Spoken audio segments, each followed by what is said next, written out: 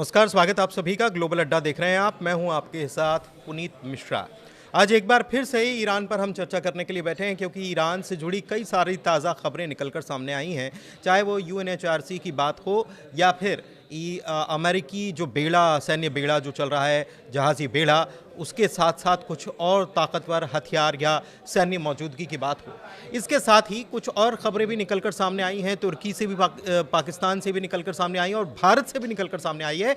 तो क्या क्या खबरें हैं, इनकी बात कर लेते हैं। तो सबसे पहले मेरे सहयोगी मेरे साथ आनंद मौजूद हैं, उनसे बात करते हैं ताज़ा अपडेट और खामनेई साहब का बयान, ट्रंप का ताज़ा बयान जो आया, और उसके बाद खामनेई साहब का ताज़ा बयान, फिर आगे की बात करेंगे। बिल्कुल, देखिए ट्रम्प का जो ताज़ा बयान आया है वो है 22-23 जनवरी को। दरअसल वो दावोस से वापस लौट रहे थे, तो उस समय उनका बयान आया है ईरान को लेकर के। एक बार ईरान को वो फिर से धमकाने वाली लहजे में उन्होंने अपना बयान दर्ज कराया है। और ये बयान सीधे सीधे यही बोला गया है ट्रम्प की तरफ से कि ये जो बेड़ा, जंगी जहाज की जो बेड़ा ईरान की ओर बढ़ी है, वो कहीं ना कहीं कार्रवाई करेगी। लेकिन हम चाहते हैं, ट्रम्प का कहना है कि हम चाहते हैं कि ये जो बेड़ा गई है ये कार्रवाई न करे, इस्तेमाल न हो इसका। पूरी तरीके से उनका कहना यही था। तो इस पर ये ट्रम्प का ये मानना है कि वो एक तरीके से दबाव बना रहे हैं, जो प्रेशर पहले बनाते आए हैं। जिस तरीके से आप देख रहे होंगे जून में भी जो हमले हुए थे, उसके पहले भी आप देखे होंगे कि परमाणु वार्ता को लेकर के किस तरीके से प्रेशर ईरान पे बनाए थे। लेकिन अब जो प्रेशर है ये सीधे सीधे युद्ध को चेतावनी देने वाली बात हो गई है, क्योंकि अगर यूएसएस अब्राहम लिंकन जो एयरक्राफ्ट कैरियर है वो ईरान की तरफ बढ़ रहा है, तेहरान की तरफ बढ़ रहा है, मिडिल ईस्ट में पूरी तरीके से तैनात कर दी गई है, तो ये कहीं ना कहीं ईरान के लिए बहुत ही चिंता का विषय है। और ये जो पेंटागन से यूएसएस अब्राहम लिंकन कैरियर जो है उसमें 3 डिस्ट्रॉय और दर्जन भर करीब 15 F-15E जो कि फाइटर जेट है, मिडिल ईस्ट की ओर भेजा गया है। बिल्कुल ठीक है। देखिए, चीज़ें क्या हैं, अमेरिका क्या कर रहा है, इस बात को समझने की ज़रूरत है। आनंद, हमने इसके पहले जून में जो तनाव हुआ था, अभी यूएसएस अब्राहम लिंकन भेजा गया, उस वक्त यूएसएस कार्ल विंसन, मुझे याद है हमने खबर दिखाई थी, कार्ल विंसन को भेजा गया था। एक बात। दूसरी बात कि ऐसी ही तैनाती हो रही थी, ऐसी ही मैदानी सजावट जो है वो कर ली गई थी, कहीं ना कहीं प्रेशर बनाया गया था, और उसके बाद अटैक तो हुआ था और अटैक का इस्तेमाल किया गया था B-2 बॉम्बर्स के जरिए। B-2 बॉम्बर्स भी अभी एक्टिवेट तो कर दिए गए हैं डिएगो गार्सिया जो एयरबेस है वहां पर। तो एक चीज ये देखिए कि अमेरिका ने अपनी सजावट, मैदानी जमावट करनी शुरू कर दी है।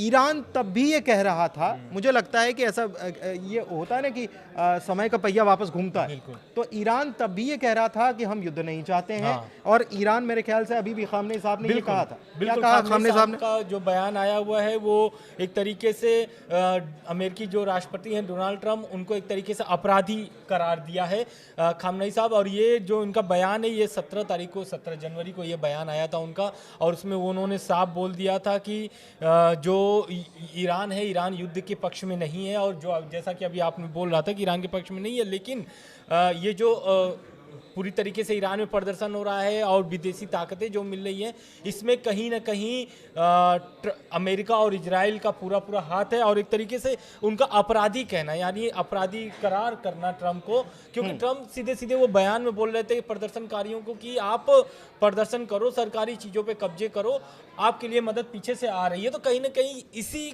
बयान को वो लेकर के अपराधी खामनेई साहब ने उनको करार दिया है। अच्छा, इस बीच क्या हो रहा है कि मिडिल ईस्ट में जैसा जून के महीने के पहले हमने देखा था, मई के आसपास हमने देखा था कि वहाँ पर टेंशन क्रिएट हो रही है, वही तनाव जो है अब फिर से नजर आ रहा है। उसके बारे में भी कुछ खबर आनंद बता रहे हैं कि क्या तनाव है मिडिल ईस्ट में। मिडिल ईस्ट में देखिए बहुत सारे जो गतिविधि अब देखने को मिल रही है वो यही है कि एक तरीके से चारों तरफा उनको घेरा जा रहा है, ईरान को घेरा जा रहा है। दरअसल हुआ क्या है कि घेरने का बात ये भी है कि देखिए जो विदेशी और जो देश हैं उनके कार्रवाई से भी ईरान में और चिंता बढ़ा दी है। जैसे कि यूरोपीय जो एयरलाइन से फ्रांस है जो, वो बहुत सारे अपने एयरक्राफ्ट बंद कर दिए हैं। तो जैसे उसमें कि आप इसकी तरफ मतलब प्लेन्स नहीं जा रहे हैं, प्लेन्स नहीं जाएंगे, दुबई की ओर कोई भी सेवा नहीं दिया जाएगा, हवाई सेवा जो है वो नहीं उड़ाने भरेंगी। वहीं नीदरलैंड की सरकार ने भी 3 देशों में उन्होंने इराक, ईरान और यूएई की तरफ, मतलब कि संयुक्त राष्ट्र सऊदी अरब की तरफ अपना एयरलाइंस जो था वो बंद कर चुके हैं। तो कहीं ना कहीं ये दबाव बनाने वाली राजनीति जो ट्रम्प कर रहे थे, अब बाकी देशों से भी कहीं ना कहीं मदद मिलने नहीं, लगी मदद है, और क्योंकि चिंता बड़ी बात यह है कि पैसेंजर्स वहाँ ट्रैवल नहीं करवा रहे हैं, क्योंकि उनको इस बात का डर है कि वहाँ पर कभी भी तनाव की स्थिति हो सकती है। बिल्कुल। तुर्की ने भी इसको लेकर चिंता जाहिर की। बिल्कुल, तुर्की को लेकर के तो देखिए, तुर्की हमेशा से ईरान के पक्ष में रहा है। और वही बात अगर हम बोल दें तो जो वहाँ के विदेश मंत्री है फिदान,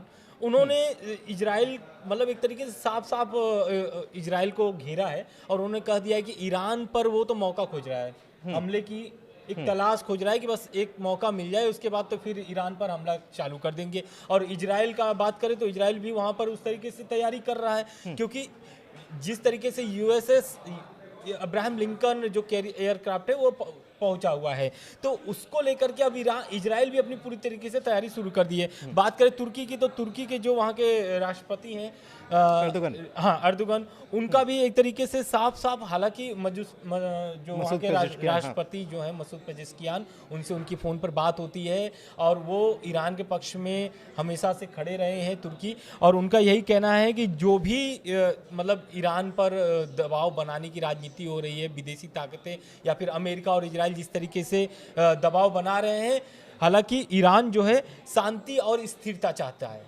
एक तरीके से वो ईरान के पक्ष में तुर्की शांति और स्थिरता चाहता है ईरान में।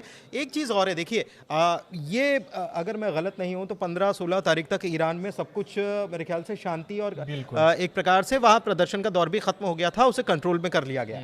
लेकिन इसके बाद एक चीज़ और होती है आनंद, वो होता है ईरान में साइबर अटैक। उसके बारे में क्या जानकारी? देखिए, पहले तो हम ये बता दें, साइबर अटैक वाली जो खबर है ये बहुत बड़ी खबर है। इसलिए खबर क्यों है, क्योंकि वेनेजुएला वाले में भी यही हुआ था, अटैक के पहले ही वहाँ पर साइबर अटैक हुए थे। और साइबर अटैक होने से वहाँ की जो टेलीविजन है या फिर जो सरकारी संस्था है, जो भी जैसे मान लीजिए वहाँ के रक्षा मंत्रालय है, सारे जो कार्य है वो ठप हो जाते हैं, क्योंकि कोई भी कार्य नहीं होता है। और ये ठीक वेनेजुएला में हुआ था। अटैक के पहले, उन राष्ट्रपति की गिरफ्तारी के पहले वहाँ पर यही कारनामे देखने को मिले थे जो ईरान में देखने को मिला। प्रदर्शन खत्म हो चुके थे, प्रदर्शन ठंडे पड़ चुके थे।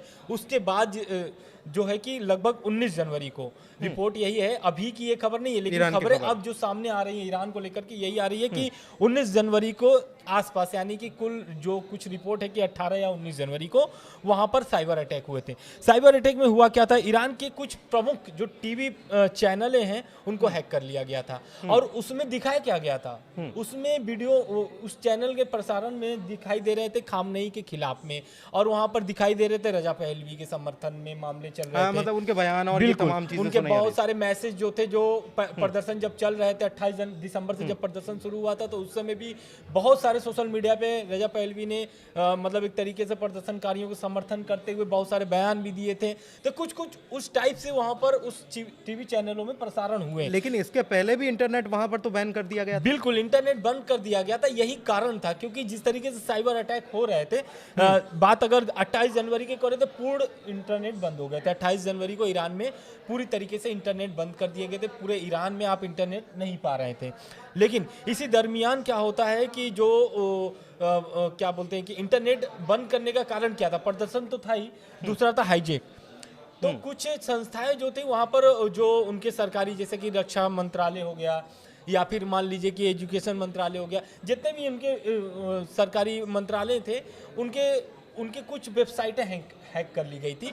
तो कहीं ना कहीं ये मामला सामने आने लगा कि धीरे धीरे कि ईरान पर जो है कि हमले के पहले वेनेजुएला वाला ही पूरा प्लान लगाया जा रहा है। अच्छा, एक चीज और है, इसमें एक दिलचस्प पहलू सामने आया है।